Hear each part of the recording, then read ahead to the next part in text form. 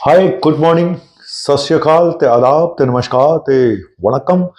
तो बंदा परवर आपके लिए लाया है एक ऐसा टॉपिक जिसमें मुझे लगता है हर इंसान परेशान है। 50% से ज़्यादा भारत की जनता एक बीमारी से ज़्यादातर लोग परेशान है। 50 क्या, मुझे तो लगता है 80% होंगे। और वो है पेट में गैस, एसिडिटी की प्रॉब्लम। कई लोग तो ये भी बोलते हैं कि सर अब तो पानी भी पिए तो भी एसिड बन जाता है। क्या खाएं और क्या पिए? आप तो कहते हैं ये मत खाओ वो मत खाओ, वो कहते हैं सर हम तो जो भी खाते हैं एसिड बनना शुरू हो जाता है, गैस बननी शुरू हो जाती है और खाना ऊपर आना शुरू हो जाता है और मन नहीं करता, भूख नहीं लगती और कई बार तो उल्टी का मन भी करता है। एसिडिटी एक बहुत बड़ी प्रॉब्लम है और ज्यादातर लोग, क्या होता है कि डॉक्टर भी जाएंगे तो डॉक्टर फटाफट एसिडिटी की दवाइयां लिख देते हैं कि ये खा लो, खाली पेट सुबह खा लेना। उसके बाद मरीज को पता चल जाता है कि यही तो दवाई खानी है, तो वो खाता रहता है 4 5 6 साल 10 साल। जब जब वो खाता है तब तब आराम आता है, छोड़ते ही फिर शुरू। और कई लोग तो इतने वो हो जाते हैं कि भाई आज दारू पीनी है तो ये खा लेंगे तो बेटर है ना। तो कुल मिला के आज का टॉपिक ये है कि जो ये एसिड बनता है, एसिडिटी होती है पेट में, कैसे पता चलता है एसिडिटी है? खाना खाते ही पेट का फूल जाना, पेट में दर्द होना, पेट में जलन होना और फिर मन ना करना खाना खाने का, थोड़ा सा खाने के बाद ही, या फिर प्यूकिश फील करना, नोजिया फील करना, या फिर खाना ऊपर आना, गले तक पहुंच जाना। तो ये सब सिम्टम है गैस एसिडिटी के। और मैं सच बोलूं तो मैं पहले भी इसके ऊपर वीडियो बना चुका हूं कि एसिडिटी का इलाज, ठीक है, लाइफस्टाइल बहुत बड़ी चीज है, लाइफस्टाइल को ठीक करना बहुत बड़ी चीज है। कई बार इंसान सब कुछ करके देख लेता है, उसने लाइफस्टाइल भी ठीक कर लिया, जैसे मैंने बोला कि भाई रात को खाना जल्दी खाओ, खाना खाने और सोने के बीच में 3 घंटे का गैप होना चाहिए, खाना थोड़ा थोड़ा करके खाओ, धीरे धीरे करके खाओ, चबा के खाओ, और खाने में मिर्च मसाले कम खाओ, चाय कॉफी कम पियो, हाँ, खाना खाते ही पानी मत पियो, खाना खाते ही लेट मत जाओ, ठीक है, ड्रिंक मत करो, स्मोक मत करो। ये सब चीजें आपने करके देख ली हैं, सब कुछ करके देख लिया, फिर भी ऐसे ठीक होने का नाम नहीं ले रहा। तो प्रॉब्लम कहां पे है?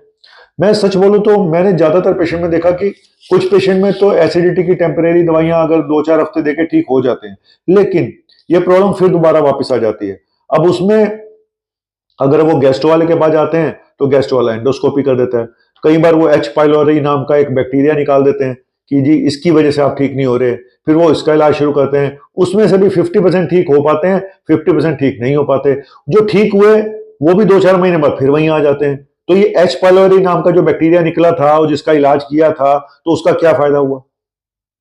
है ना, सब गोलमाल है भाई, सब गोलमाल है, सीधे रास्ते की ये टेढ़ी सी चाल है। जी हाँ, सीधे रास्ते की टेढ़ी सी चाल है ये एसिडिटी को ठीक करना।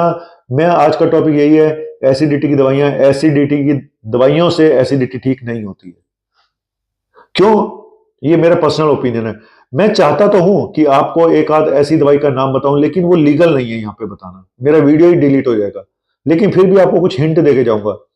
ये मैं पहले भी बता चुका हूं कि एसिडिटी का हमारी एंग्जाइटी से बहुत बड़ा रिलेशन है। और कई बार मैंने ये भी देखा है, जो लोग रात को ठीक से नहीं सोते हैं, कम सोते हैं, उनको भी एसिड ज्यादा बनना शुरू हो जाता है। लाइफस्टाइल का तो बहुत बड़ा रोल है। जो डिसिप्लिन लाइफ जीते हैं, शांत रहते हैं, तो उनको एसिडिटी कम होती है। लेकिन जो लोग स्ट्रेस में रहते हैं, लेकिन कई बार लोग, पेशेंट ये भी बोलते हैं सर हमें तो कोई स्ट्रेस है ही नहीं, हमें तो कुछ भी नहीं है। लेकिन हमारे सबकॉन्शियस लेवल पे स्ट्रेस चलता रहता है। सबकॉन्शियस को हिंदी में क्या कहते हैं मुझे नहीं पता, लेकिन अंदर ही अंदर हम लोग परेशान चल रहे हैं। कई लोग ये भी बोलते हैं सर दिल्ली से बाहर जाओ, ना एसिडिटी होती है ना घबराहट होती है, कुछ नहीं होता, दिल्ली में आते ही सब कुछ शुरू हो जाता है। क्योंकि यहाँ पे आपके काम है, आपकी टेंशनें सारी हैं। जब आप बाहर घूमने जाते हो तो सारी टेंशनें छोड़ जाते हो। तो यहीं से मुझे पता चल जाता है कि इस इंसान का मेन कारण स्ट्रेस एंग्जाइटी डिसऑर्डर है। तो मैं क्या करता हूं अब इसमें, कायदे से तो भाई आप सही बात है कि और एसिडिटी होती है तो एंग्जाइटी और बढ़ जाती है। कई बार एसिड बन के हार्ट के पास आ जाता है, तो फिर इंसान को लगता है यार कहीं हार्ट अटैक तो नहीं हो रहा, फिर वो नेट पे सर्च कर लेते हैं। तो सबसे बड़ा पंगा ये भी है इंटरनेट, क्योंकि वहां पे पढ़ के हम पता नहीं क्या कर लेते हैं। तो मेरा आज का टॉपिक यही है कि क्या एंग्जाइटी मैनेजमेंट से एसिडिटी ठीक हो सकती है? जी हाँ, बिल्कुल ठीक होती है, और इसी से ठीक होती है, ये भी मैं बता दूं। लेकिन कई बार मैंने ये देखा कि एंग्जाइटी की कुछ जो रूटीन दवाइयां हैं, जैसे क्लोनाजिपाम है, एटिजोलैम है, एल्प्रेक्स है, इनको देने से भी पेशेंट की एंग्जाइटी तो ठीक हो जाती है थोड़ी बहुत, लेकिन एसिडिटी ठीक नहीं होती। तो फिर क्या करें? देखो, कुछ दवाइयां ऐसी होती हैं जो साइकोसोमेटिक दोनों पे असर करती हैं। आप समझ पाए? साइकोसोमेटिक, साइको का मतलब दिमाग और सोमेटिक का मतलब बॉडी। तो ऐसी दवाई चाहिए जो दोनों पे काम करे। जो एंजाइटी भी कम करे और हमारे पेट की एसिड पे भी काम करे। तो ऐसी दवाइयां हैं, सच बता रहा हूं। मैं खुद अब आप कहोगे सर हर बार अपना एग्जांपल दे देते हो, तो क्या करूं? प्रॉब्लम तो अपने मैंने तो सारी बीमारियों का जो निचोड़ सीखा अपने आप से सीखा। मुझे ऐसा लगता है कि जैसे जैसे मैं अपना क्योर करता जाता हूं, फिर मैं आपको बताना शुरू करता हूं। तो ऐसी दो तीन दवाइयां हैं।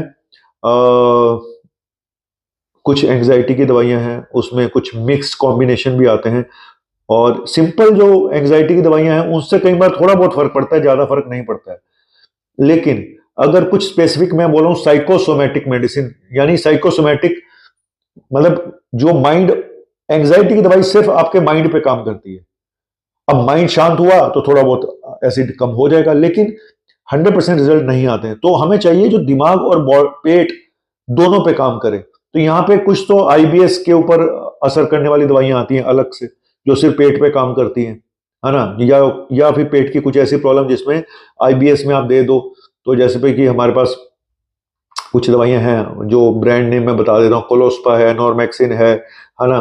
और इस तरह की कुछ दवाइयां हैं, मैं ज्यादा डिटेल में नहीं बताऊंगा और ये भी बोलूंगा कि बिना डॉक्टर से पूछे कोई दवाई ना ले। लेकिन जो मैंने चमत्कार होते देखे हैं, मैंने कुछ और दवाइयों से चमत्कार होते देखे हैं। मार्केट में किस नाम से हैं यहाँ पे बता दूंगा तो आप सेल्फ मेडिकेशन शुरू कर दोगे, और वैसे भी वो दवाइयां बिना डॉक्टर के पर्चे के नहीं मिल सकती, ये भी मैं आपको बता दूं। तो मैं सिर्फ आपको ये बोलूंगा कि अगर आप चाहते हो कि मैं आपको बताऊं तो आपको मैं, क्योंकि अब कानून बहुत सख्त हो गए हैं, लीगल प्रॉब्लम आ रही है हम लोगों को कि ऑनलाइन आप ये दवाइयां नहीं लिख सकते, वो दवाइयां नहीं लिख सकते। तो आपको अपने लोकल किसी छोटे मोटे डॉक्टर के पास, जीपी के पास जाना पड़ेगा।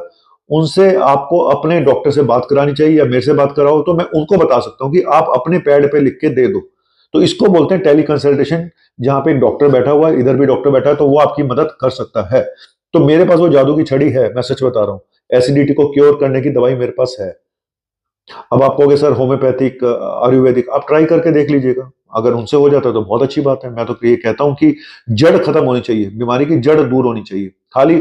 और जितना ज्यादा आप एसिडिटी की दवाइयां खाते हैं, उसमें जैसे ही बंद करते हैं रिबाउंड एसिडिटी होती है कि आज बंद करी, कल उससे भी ज्यादा, 2 दिन मतलब एक आध दिन असर रहता है। कुछ लोग इसीलिए हफ्ते में एक दिन छोड़ के या 2 हफ्ते में 2-3 दिन खाते रहते हैं। और लॉन्ग टर्म एसिडिटी की दवाइयों के साइड इफेक्ट भी हैं, बोन्स पे असर करती हैं, किडनी पे असर करती है। मैं पहले भी ये बात बता चुका हूं।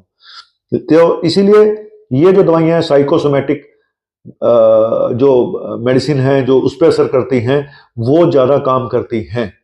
कुछ मार्केट में प्लेसिडा के नाम से आती है मैनकाइंड की, एक दो मेडिसिन हमारे पास, बड़ी सारी जेनरिक मेडिसिन भी आती हैं, जेनरिक ब्रांडेड आती हैं इस तरह की। तो मैं तो यही बोलूंगा कि आप अपने डॉक्टर से पूछ के लें।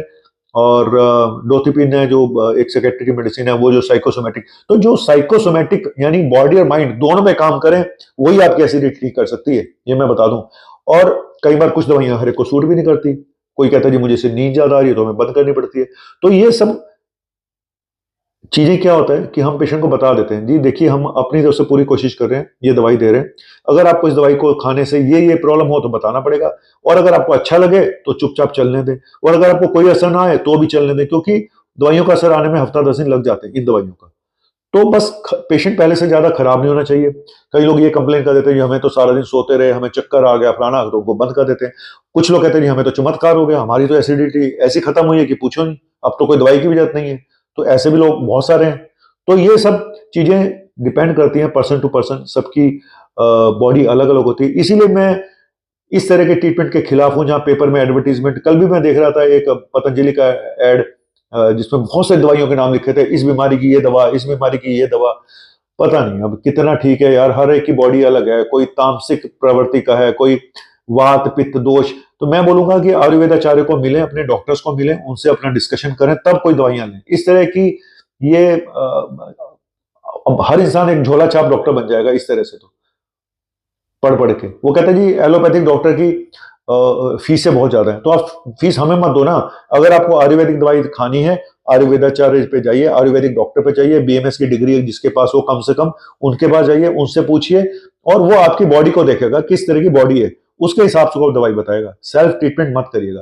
तो अब आज मेरा टॉपिक यही था कि लाइफस्टाइल तो चेंज करना जरूरी है, वॉक जरूरी है, डी स्ट्रेस करना जरूरी है, योगा मेडिटेशन बहुत जरूरी है, बहुत फर्क पड़ता है। खाना पीना में ऑयली फूड, शुगर, और एसिडिटी में शुगर भी बंद कर दो, शुगर ऑयल बिल्कुल बंद, बाहर का खाना पीना बिल्कुल बंद।